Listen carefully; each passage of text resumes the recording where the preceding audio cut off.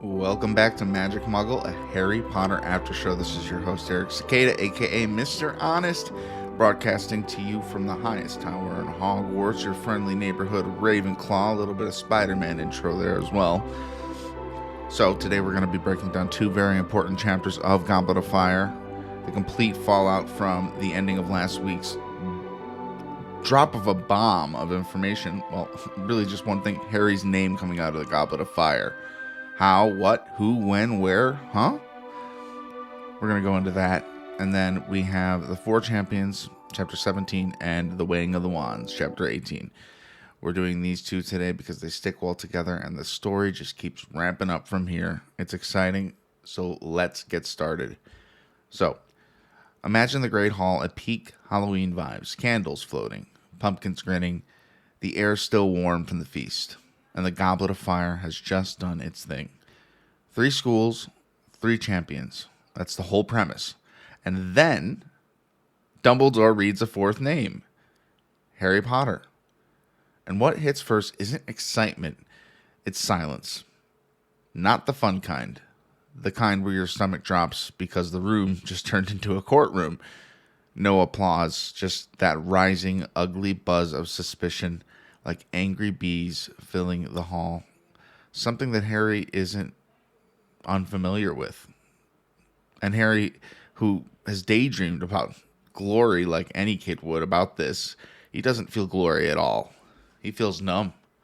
Because he knows instantly that this isn't right. He knows what we know. He didn't put his name in the goblet, despite what anyone might think. So, Chapter 17 is titled The Four Champions, ironically, for the Triwizard Tournament. It's not the Quad-Wizard Tournament, it's the Triwizard Tournament. Harry's sitting there with the entire Great Hall turned toward him like a spotlight. And the worst part is, people aren't celebrating. They're trying to solve him. Up at the staff table, McGonagall moves fast, urgent, whisper to Dumbledore, while Harry turns to Ron and Hermione and tries to anchor himself in the only reality that matters. He tells them flat out that he didn't do it. But even his best friends are so stunned that they can't even react like themselves yet. Everyone's just in shock. This is a big deal because it is like the one too many time that Harry has been put on a spotlight and drawn to the center of attention that it almost seems like he's chasing fame, as we would normally call it, clout chasing. However, it's just so tragic for us as the audience because we are in Harry's shoes. We know that he didn't do this. He's only dreamed of being the Triwizard champion. He knew it wouldn't be possible. He did not put his name in the goblet. Dumbledore calls again, firm, no smile, and Harry stands up like someone walking to an execution he didn't sign up for. The walk to the front feels endless. Hagrid, usually a lighthouse for Harry, isn't waving, isn't winking. He's staring like everyone else, shocked and unsure what to do with his face. Harry is sent through a side door into a smaller room lined with portraits, a fire roaring in the hearth, and the paintings immediately starting to do what paintings do at Hogwarts. Watching, whispering, spreading the story before it's even finished happening. Talk about gossip. All the paintings have their own little gossip circles. And there they are, silhouetted in the firelight like the cover of a dangerous fairy tale. Victor Crumb, brooding and separate. Cedric Diggory, composed, staring into the flames. Fleur Delacour, luminous and confident. Harry walks in and suddenly realizes something simple and brutal. They're all older, taller, more finished. And then Ludo Bagman comes in, thrilled in the way only Bagman can be, like this is entertainment. He literally ushers Harry forward as if he's presenting a surprise guest. And he announces it. Harry is apparently the 4th champion. The reactions slice in 3 directions. Crumb darkens instantly, suspicious. Cedric looks baffled, polite, but still trying to process. And Fleur thinks it's a joke, literally, until Bagman insists it isn't. Fleur immediately points out what everyone's thinking. He's too young. But Bagman, who loves rules when they make things exciting, leans into the technicality. The age restriction is new, and the goblet chose him. So he's bound. And that's when the adults arrive, and you can feel the temperature change. Dumbledore, Crouch, Karkaroff, Madame Maxime, McGonagall, and Snape. This scene is famously portrayed completely different in the books than it is in the movies. The movies gets anxious, angry Dumbledore, but this gets calm, relaxed Dumbledore. Despite the heaviness of the situation, he maintains his composure. The politics hit the room like a storm front. Maxime is offended on Fleur's behalf and furious at the idea of Hogwarts getting 2 bites at the apple. Karkaroff, sorry for the name mispronunciation, goes sharper. 2 Hogwarts champions looks like cheating. Even if it isn't, they both imply the age line failed, and that Dumbledore made a mistake, and that if they'd known younger students could get in, they'd have brought more candidates. And then Snape, like clockwork, slides in with venom. He frames it as Harry doing what Harry always does, breaking rules. Dumbledore cuts him off firmly. And then Dumbledore looks down at Harry and asks the questions that matter. Not dramatic, not angry, just direct. Did you put your name in? Harry says no. Did you ask an older student to do it? Harry says no, more forcefully. McGonagall backs him hard. She basically is furious at the idea that anyone would believe Harry crossed the age line, and she's furious at Snape for enjoying the suspicion. Then, the objective judges are pressed for an answer.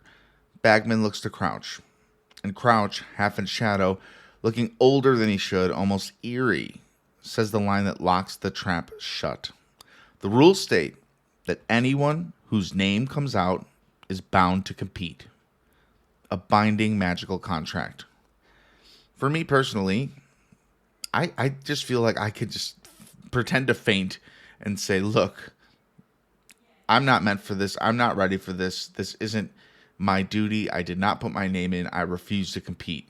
Even just saying that, in my opinion, would probably go over better with the people who are making these decisions and also the 2 other heads of the schools. Because if it's clear that Harry doesn't want to compete, if Harry shows his feelings a little bit more than keeping them inside, he could probably at least win them over to know that he didn't put his name in.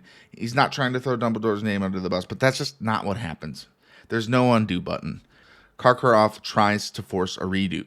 Resubmit names, make it fair, get 2 champions per school. Bagman says that's impossible. The goblet is out, and it won't reignite until the next tournament. Karkaroff threatens to leave entirely, but Moody enters, limping with that heavy clunk, and he doesn't let anyone hide behind theatrics. Moody's point is simple. Someone put Harry's name in the goblet knowing the contract would force him to compete. Maxime spins it into Hogwarts' advantage. Karkaroff threatens complaints to the Ministry and the International Confederation of Wizards, which sounds pretty cool. I'd like to learn a little bit more about them. Moody doesn't argue politics. He argues intent. And he says something colder. If Harry's been entered, it might not be for glory. It might be to kill him. And the room goes tense in a way that Bagman can't laugh off. Karkaroff tries to mock Moody as paranoid and brings up past overreactions, but Moody pushes back with a truly important detail. This wasn't a student prank. To trick the goblet would take real skill. Moody says it would require an exceptionally powerful Confundus charm, strong enough to make the goblet forget. There were only 3 schools, and except Harry under a 4th school category, so he'd be the only champion in that lane. That idea hangs there because it's too specific to ignore. Dumbledore stops the sparring and makes the call. They don't know how it happened, but they have no choice. Cedric and Harry will compete. Now Bagman switches to show must go on mode, and Crouch delivers the official tournament briefing. But even that feels off because Crouch looks ill up close.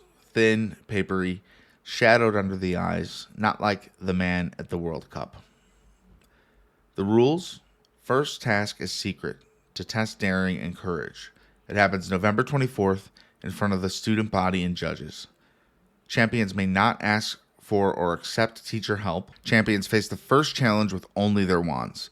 Second task info comes after the first, and because the tournament is so demanding, champions are exempt from end-of-the-year tests. Dumbledore shows concern for Crouch and offers him a night at Hogwarts. Crouch refuses ministry business, Weatherby left in charge, while Bagman acts like Hogwarts is now the fun center of the world. Maxime leaves fast with Fleur, speaking rapid French. Karkaroff leaves with Crumb in silence. Dumbledore tells Harry and Cedric to go to bed because their houses will want to celebrate. And Harry's face basically says, celebrate what? They walk out. The Great Hall is deserted now, candlelight low, pumpkins eerie. Cedric tries to be friendly, even lightly amused, like, guess we're competing again. And then Cedric asks the question everyone will ask forever. How did you get your name in? Harry says he didn't. Cedric gives him that polite, okay, that means I hear you, but I don't believe you. And Harry is left alone on the stairs with the worst kind of realization. Not everyone who smiles at you is with you. On the way up to Gryffindor Tower, his thoughts spin. Someone wanted him in this tournament. Was it a prank, a humiliation, a setup to make him fail publicly? Or something worse? Because the something worse has a name. Voldemort. And Harry remembers the dream, the scar pain, the plotting, Wormtail. And then suddenly the idea that Voldemort is far away starts to feel less solid. Harry reaches the fat lady, and even the paintings are gossiping. He enters the common room and gets hit with a wall of noise. Gryffindor's cheering like he just won a trophy. They're proud. They're thrilled. They're shoving butterbeer into his hands, draping a banner over him like a hero's cloak, asking how he did it, how he beat the age line, how he pulled it off. And the tragedy is, nobody wants to hear the truth. Harry repeats over and over that he didn't do it, but the party is louder than reality. He finally forces his way upstairs, nearly bulldozing the Creevy brothers in the process, because he needs the one thing that would make this survivable. Ron and Hermione. He finds Ron in the dormitory, fully dressed, strange grin, watching. Harry tries immediately to tell the truth, to be believed, but Ron's already halfway into the story he can't stop hearing in his head. Harry found a way. Harry did it. Harry got in. Harry didn't tell him. Ron's jealousy is raw and messy and unfair because it's not about logic. It's about years of being the other friend, standing next to the famous one. And in that big family Ron is in, he just wants a little bit of glory for himself, so he can't help to be jealous. We got to remember, these are 14-year-olds working through pretty adult situations right now. And Harry, exhausted and hurt, he snaps back. It escalates fast. Ron shuts the curtains on his four-poster like a door slammed in Harry's face. And Harry is left standing there, staring at the red velvet hangings, feeling something worse than suspicion from strangers. The feeling of losing your teammate. Ron not talking to Harry breaks my heart, and it's very hard to see them at different ends. It's literally one of the coldest things Ron's ever done to Harry, but it's coming from a genuine place. So let's move to chapter 18, The Weighing of the Wands. I love the names of these chapters. It's so epic. Sunday morning, Harry wakes up and for a second he forgets, and then it all hits him again. He rips back his curtains, ready to force the conversation with Ron, only to find Ron's bed empty, already downstairs. Harry goes down to the common room and gets applause again. That makes him want to disappear. But if he doesn't leave, he'll be swarmed, especially by the Creevy brothers, who are basically vibrating with excitement. So he escapes. And the moment he steps out, Hermione is there, quietly, practically, bringing him toast and a napkin. And she offers him something that feels like oxygen, a walk. They move across the grounds, away from the eyes, toward the lake where the Durmstrang ship sits black in the water. Harry tells Hermione everything that happened after his name came out. The champions, the fight between the schools, Moody's theory, the rules, Crouch, all of it. And Hermione believes him instantly. No hesitation, no performance. A true friend. Not that Ron isn't, but Harry at least has one friend on his side right now. Then she goes into analysis mode. Who could have done it? Because she agrees with Moody that it doesn't feel like a student prank. Fooling the goblet and getting around Dumbledore's protections is beyond normal student ability. Harry asks the question that's really breaking him. Have you seen Ron? Yes. Does he still think Harry entered? And Hermione hesitates. Then she says the truth that Harry doesn't want to hear. Ron is jealous. Not because Ron wants danger, not because Ron wants humiliation, but because Harry gets attention like weather, unavoidable. And Ron has spent his whole life competing with brothers at home and now standing beside someone famous at school. Hermione frames it as something Ron usually swallows down until this moment cracked him. It was just one too many times. Harry is bitter, defensive, because what Ron wants is exactly what Harry would trade away. Harry's scar, the gawking, the constant story people projecting onto him. Hermione refuses to play the messenger. She tells Harry that he should talk to Ron himself. And that's the only way this gets fixed. Harry makes a dark joke about being believed once he's injured or dead. Hermione shuts it down immediately. She's anxious because she can feel what this tournament really is. Then Hermione shifts into mission mode. Right to Sirius, now. Because Sirius told Harry to keep him updated, and Hermione points out something chilling. It's almost like Sirius expected danger at Hogwarts this year. Harry resists. He doesn't want Sirius charging into the castle. Hermione counters with reality. The Daily Prophet will likely publish this. Sirius will find out anyway, and better that it comes from Harry himself. Harry agrees. Then comes another small but telling detail. Harry can't use Hedwig again. Sirius told him not to. Too risky. He refuses to ask Ron for an owl, so Hermione suggests the school owls. They go to the owlry.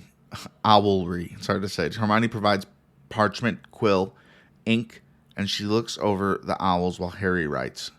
And when Harry tries to write what he feels, the heavy anxiety sitting in his chest, it's just too much. He can't find the words. So he keeps it brief, factual, and almost guarded. When he finishes, Hedwig flies down and offers her leg like she always does. And Harry tells her no. And Hedwig is offended, deeply. She hoots loud, cuts his shoulder with her talons, and she takes off, and refuses to attempt to soothe her afterward. She's a little character in that of herself. I love Hedwig. That's important, not because it's dramatic, but because Harry is losing comfort from every direction at once, even his own owl. Ron, Hedwig, the school, the safety of being unseen. Then the week begins, and the social consequences hit hard. Gryffindor thinks Harry's a legend, but the rest of the school, they think he's selfish. They think he stole Cedric's moment. Hufflepuff turns cold. Even people Harry normally gets along with, like Ernie Macmillan and Justin Finch Fletchley, won't talk to him. And when they're repotting bouncing bulbs in herbology and one smacks Harry in the face, they laugh like he deserved it, being ignored and laughed at by two guys. I think these were the same guys that just didn't believe Harry the second that something bad happened in Chamber of Secrets as well. That's what I remember them for. Hermione sits between Harry and Ron, forcing conversation like she's trying to hold two cracked pieces together with her bare hands. They answer her, but they won't look at each other. And Harry even feels like Professor Sprout is distant, head of Hufflepuff, protective of her house's rare moment of pride. Then, Care of Magical Creatures arrives, meaning Slytherins. Malfoy shows up with his usual poison, mocking Harry as a champion who won't last long, talking about past champions dying. But Hagrid storms out with something that immediately distracts everyone. Crates of Blast-Ended Skrewts. They're bigger now, over 3 feet, armored, gray, shiny, cross between scorpion and a crab. Gross. Still, with no recognizable heads or eyes, which makes them even worse. Hagrid explains that the Skrewts have been killing each other because of excess energy, so naturally his solution is leash them and take them for a walk. Dragonhide gloves recommended. Leash goes around the middle. Students are horrified. Skrewts explode with loud bangs, shooting forward, dragging kids across the grass on their stomachs. The whole thing is chaos. But Hagrid uses this moment to talk to Harry privately. He asks about the tournament, about being champion, and then asks the real question. Does Harry know who put his name in the Goblet of Fire? Harry asks almost carefully if Hagrid believes him. Hagrid does, no hesitation. Harry says he didn't do it, so Hagrid believes him. Dumbledore believes him, according to Hagrid as well. And for Harry, that's a huge relief. Kind of for us as the audience, too, because he needs someone in his corner. Hagrid then says something that lands like the sad truth. Everything seems to happen to Harry. And Harry doesn't argue because it's true, and it's why Ron is struggling. The next few days become some of Harry's worst at Hogwarts. He compares it to the second year when people suspected him of attacking students. But this time, Ron isn't with him. And loneliness with a crowd around you is a special kind of miserable.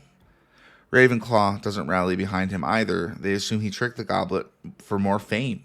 And Cedric, handsome, composed, champion shape, is getting admiration like a celebrity, even sharing attention with Victor Crumb. Girls beg Cedric for autographs.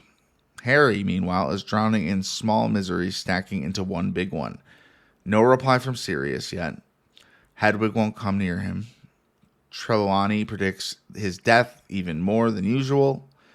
He's failing at summoning charms in Flitwick's class, bad enough that he gets an extra homework assignment. Only him and Neville.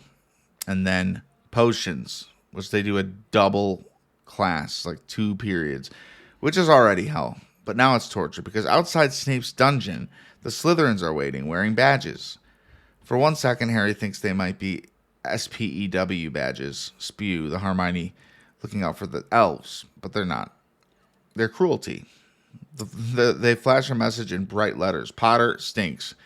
And when pressed, they switch messages like a joke product line designed purely to humiliate him. Hermione calls them pathetic. Pansy and her group laugh the hardest. And then Malfoy crosses a line with Hermione, a racist slur sneering, offering her a badge like it's a gift. Harry's anger finally breaks through. He grabs his wand. Malfoy grabs his too. They fire curses at the same time. Harry's spell ricochets and hits Goyle, erupting boils all over his face. But worse, Malfoy's spell ricochets and hits Hermione, and Hermione's teeth are beginning to grow. Fast, uncontrollable, past normal, past uncomfortable, into terrifying. Snape arrives. He interrogates. Slytherins rush to frame it. Snape calmly sends Goyle to the hospital wing. Ron points out Hermione, forces her to show Snape what's happened, her teeth now extending down past her collar. And Snape looks at Hermione and says the cruelest possible thing in the calmest possible tone. He claims he sees no difference. That's a burn.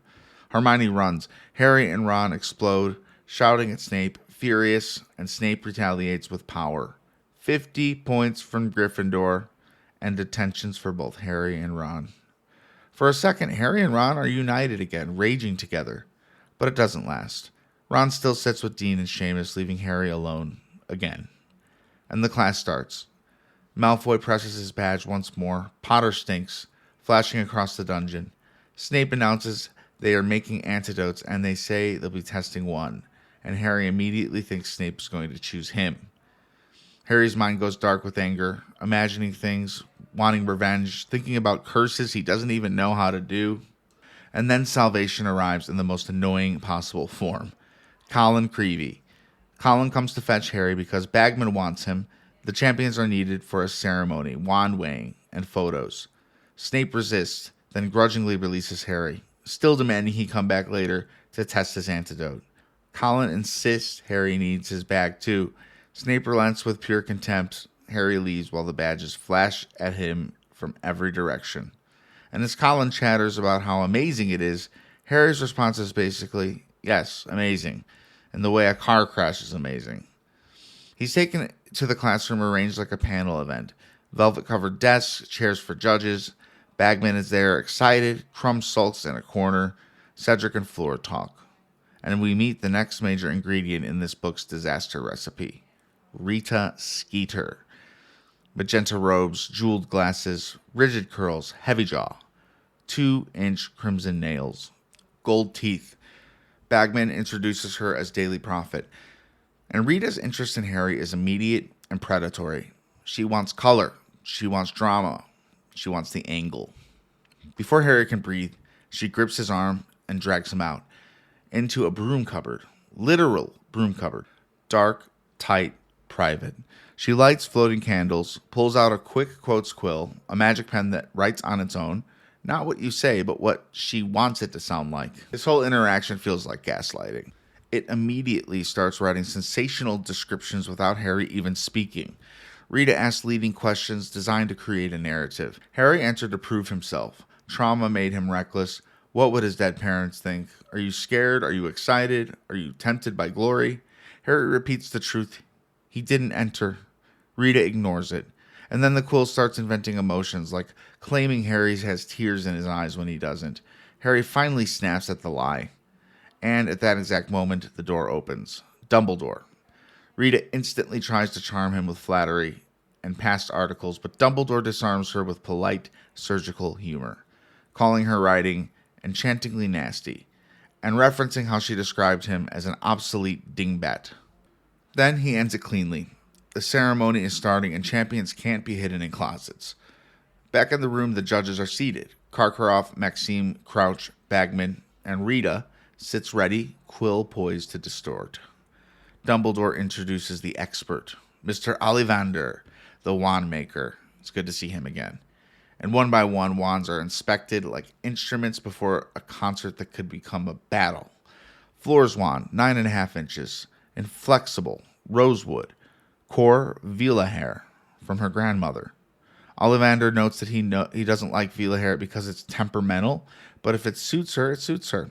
He tests it. Flowers burst from the tip and declares it fine. Harry makes a mental note. Fleur is part Vila, and then remembers that he can't even tell Ron. Cedric's wand is 12 1/4 inches, ash, pleasantly springy. Ollivander is enthusiastic. This is one of his. Cedric says he polished it last night. Ollivander sends silver smoke rings and approved. Harry, suddenly self-conscious, tries to wipe finger marks off his own wand with his robe and accidentally shoots sparks. Fleur gives him a look, and he stops. Crumb's wand, made by Gregovich, hornbeam dragon heartstring, 10 1/4 inches, quite rigid, thicker than usual. Ollivander fires a spell, and the birds burst out like a gunshot blast. Fine condition. Harry's wand. Ollivander remembers it instantly. Holly, 11 inches, phoenix feather core, and we're reminded of something huge that Harry has never told anyone. His phoenix feather came from the same phoenix that gave a feather to Voldemort's wand.